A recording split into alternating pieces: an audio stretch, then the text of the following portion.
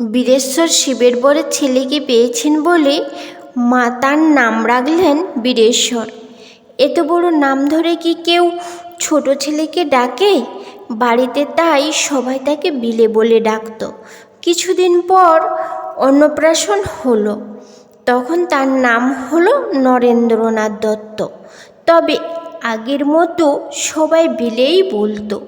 ছেলেবেলায় বিলে বড় দুরন্ত ছিল, কি দুরন্তপনা বাপরে! তাকে সামলাতে মা দিদি সবাই হিমশিম খেয়ে যেতেন। দিদিরা ধরতে গেলে সে ছুটে গিয়ে নর্দমার ভেতর দাঁড়াতো।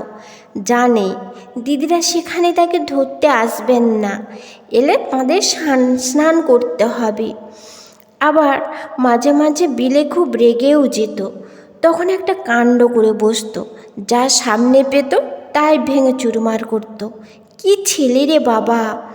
মা মাঝে মাঝে হেসে বলতেন, শিব ঠাকুরের কাছে ছেলে চাইলাম, তা তিনি নিজে এলেন না, পাঠালেন তাঁর চেলা একটি ভূতকে।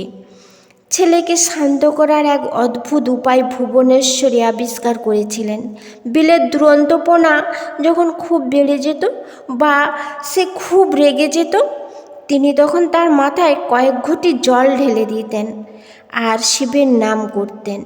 আশ্চর্য ব্যাপার, বিলে তাতে একেবারে শান্ত হয়ে যেত।